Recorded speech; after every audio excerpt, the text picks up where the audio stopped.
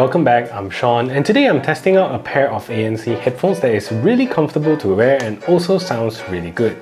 So let's check it out. I didn't want to see you when you came home, 'cause you always try to hurt me and that's so low. When I talk to you about it, you're in defense mode. Whoa, oh, oh, oh, oh. How can we work on ourselves when you say no? Whoa, oh, oh, oh. I'll never go on like this, so don't you think you got me up yet? I can't seem to deal with this. You try so hard to pull me in. So this headphones today was sent over to me by Tozo for review, and this is not a sponsored post, and my review will be based on my honest and unbiased opinion. And if you're new here, please consider subscribing and ring the notification bell so you won't miss any future tech reviews. So the Tozo HT2 is a pretty basic ANC headphones and comes in a decent price of $50 or about 240 Malaysian ringgit. And I think it provides you with many great features, so if you're interested in buying one, definitely get them in the links below. So the HT2 has a good build quality, made mainly of a plastic build, but the plastic that they use here is very high quality.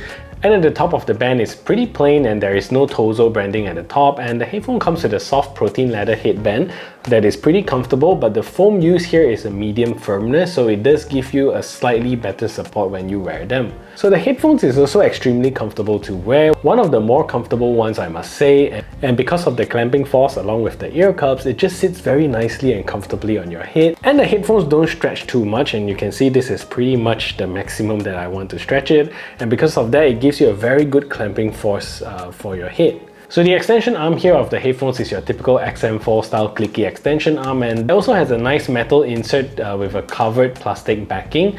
And the headphones also does swivel, rotate as well as tilt, which kind of gives you that 3D fit that adds to the comfort of the headphones. And at the ear cups here, you do see the Tozo branding there, and I think that's a little too flashy since it's a chrome logo and the black headphones. You're also going to get a very comfortable memory foam insert on the protein leather ear cups, as well as the left and right indicator inside the ear cups itself. So the headphones has a well-balanced feel and comes in at a weight of 254.5 grams, which is normal on the headphones like that. And in terms of the controls, you're going to get all your controls on the right side of the ear cups. So there is a power button, which is also the power button and the button to call out your assistant, a volume rocker to increase or decrease the volume as well as to skip tracks, a 3.5mm auxiliary jack to use these headphones wired and also to enable the high-res audio performance, as well as a Type-C charging port to charge up the headphones. Next to the Type-C charging port is also a mic hole and also an ANC button next to it to toggle between the different ANC mode. And if you double press this button, you will go into adaptive ANC mode. So in terms of the battery life, nothing too fantastic here, but you're going to get a 60 hours battery with the ANC turned off, and if you turn on ANC, you're going to get about 40 hours of battery life, which is honestly not too bad. Volume wise, the comfortable listening volume starts at about 60%, which is quite high on the scale, and the headphones also allows you to listen to songs really soft at about 5%, and the headphones get loud at about 90%, and although I can still listen to it at 100%, it won't be for too long. The range here is just nice in my opinion, with a little room still to maneuver if the song is not loud enough.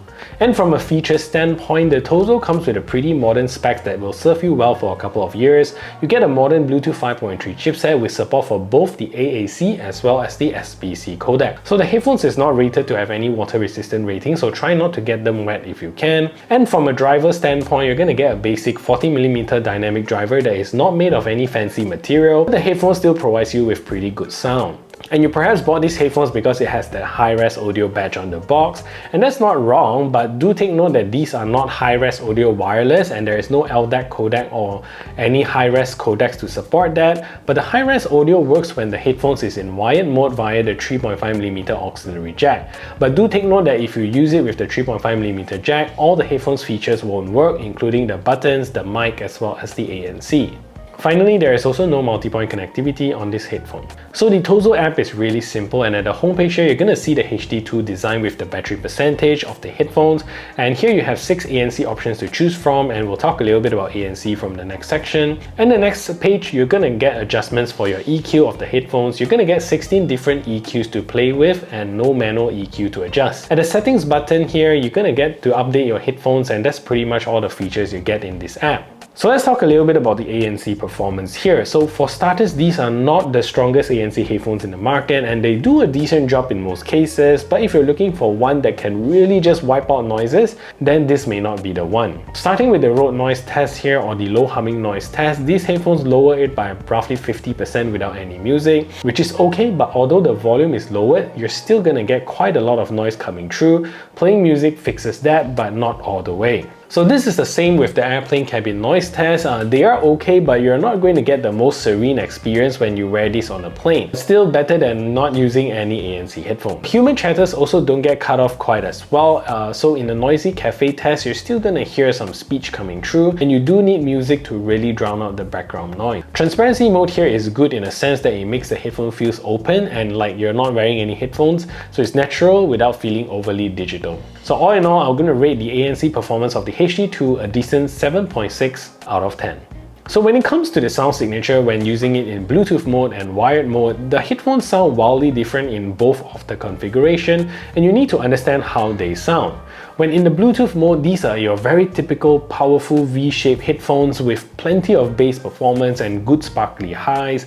The bass resonates well from the sub-bass rumble that is deep and heavy to the mid-bass that hits firm and solid. So from a bass perspective, these are great headphones. So vocals are decent but nothing too fantastic here, and the highs are really clear and sharp, and I noticed that they don't sound muffled or messy at the extreme high ends, which says a lot about headphones in this caliber. And when it comes to the high-res audio devices, you need to make sure you have two things right. So number one is a good source of music, and number two is a good sound card or a DAC amp. So when listening to this on my Dell laptop with a pretty normal sound card, the sound quality is flat, kind of lack definitions, and honestly don't sound too good overall. But moving on to the MacBook Pro, it improves the sound quality significantly, and then moving it to a proper DAC amp gave it the best results. So in the high-res audio configuration, bass definitely gets flattened out, which is typical since it wants to have the widest dynamic range of frequencies projected. And without that blaring heavy bass, you can hear details like snare hits clearer, more defined, vocals also sounds forward and clear, and highs definitely sound very distinct and sharp. So definitely take this into consideration when getting anything with the high-res audio badge. So this is a test to see if the Tozo HT2 is a good headphone for making phone calls. So this is me speaking in a relatively quiet environment, and this is the call quality that you can expect. So what I'm going to do now is to turn on a simulated background noise so you can hear a difference. So now there's a simulated background noise playing in the background, and this is the call quality that you can expect from these headphones. So what do you think of the call quality? Let me know in the comment section down below. So there is no gaming mode with these headphones, and latency performance with games like PUBG is pretty bad, and you're going to get a whole bullet lag behind the visuals. Definitely not the best for gaming. Fortunately, this does not perform the same with movies and videos, so if you want to watch movies with this, the latency here is pretty good. Anyways, let's take a look at the latency performance of these headphones.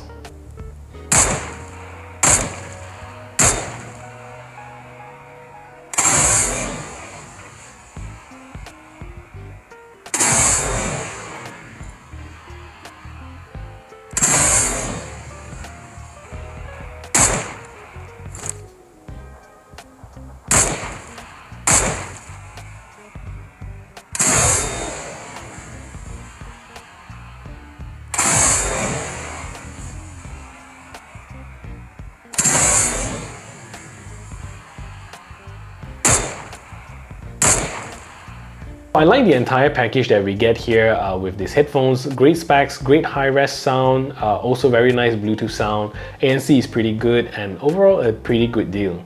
So that is it for this review. If you find this video helpful, smash that thumbs up button, share this video everywhere, and if you haven't yet subscribed, do consider subscribing, and I'll see you in the next video.